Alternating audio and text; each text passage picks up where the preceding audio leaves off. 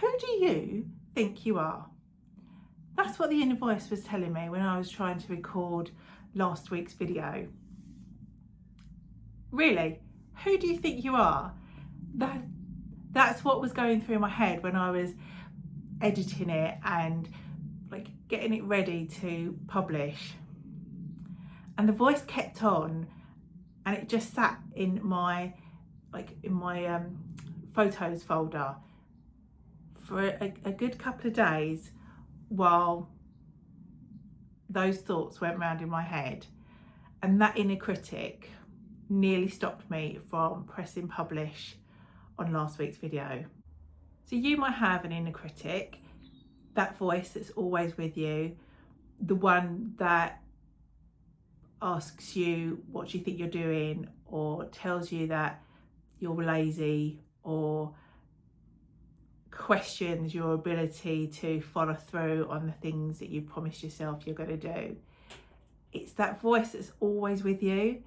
To be honest, mine's a bit of a bitch.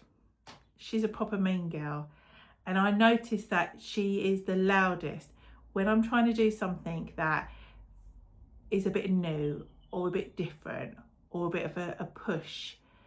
That's when I feel like she shows up with bells on. So I almost didn't hit publish. That voice had me paralysed into non-action. Yet it's almost a voice that I don't even like. I don't even like her anymore. Like, as I said, it doesn't always feel like she's helpful. However, if I sit quietly and calmly with that inner critic, what I do realise is that it's a version of keeping me safe. Safe for me is one of those, it's almost like a trigger thing. A lot of things I think lead back to me feeling safe. So I know that my inner critic is trying to keep me safe now because I've sort of sat with it. But she's keeping me safe from something that doesn't exist anymore. So when I've sat and thought through, like, where did that actually come from? Why do I need to be safe? I think this particular story comes from something that happened to me in primary school. I got a new coat. It was white and like furry. I want to say it's like that, you know, it wasn't fur, but it's like that fakey furry stuff. Anyway, it was white. It was lovely. I loved it. I also think it had a matching hat, which and I don't know if I went to school that day, primary school, in my new outfit, feeling amazing. Like, I just thought I looked like a princess. It was lovely. The bullies at school didn't quite think that way, and I don't remember the words, but I do remember the feeling of like, who does she think she is? Who does she think she is? Wearing that coat, wandering around, thinking that she's a princess. And at the end of the school day, I found my coat in one of the toilets, and I never wore it again. And I think that the voice is trying to keep me safe from that. But I've grown up since then, and my identity has shifted, and I'm actually a lot more able to look after myself than that young child at primary school. So the inner critic voice wants to keep me safe, but it's keeping me safe from a fear that belongs like way back in the past. It has no place for me now. It serves no purpose for me in this moment. And one of the things that I know that is helpful is to acknowledge what that's trying to do, and if it's not something that's currently serving you, if it's something that is in fact holding you back, then it's time to retake the reins of like the journey.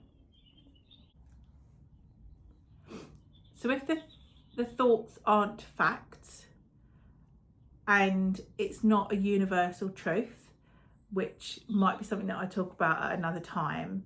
So, you know, if the inner critic or in the inner voice is saying to you, stop, don't cross this motorway because there's lots of cars coming and you're gonna run the risk of dying from getting knocked over, and it's a truth and it's factual because you're standing on a motorway and debating whether or not you should try and run across, like that's the time when you do need to listen to the inner critic because they are trying to keep you safe. If it's a case of an echo of a fear that was a long time ago and isn't true now, then you need to take that control back and go, acknowledge it, like, do you know what, I appreciate you're trying to keep me safe, but this version of me has outgrown that message and I need to hit publish anyway. And I don't think the inner critic, I don't think that, or certainly for me, I don't feel like their voice is ever going to not exist. I'm just finding a better way of like living with it, coexisting together, but being able to take those brave steps when I need to. So this week's video is really about acknowledging if your inner critic is trying to keep you safe or hold you back, but actually what it's doing is stopping you from stepping into that new future or taking action on that goal that you really wanted to achieve. Because if it's a goal that's kept coming back, or if it's something that you really want to do but there's not really a rational reason why you're not, then you should just be hitting that metaphorical publish button anyway. Not because you don't have the fear, but because you're not willing to let it dictate your destination anymore.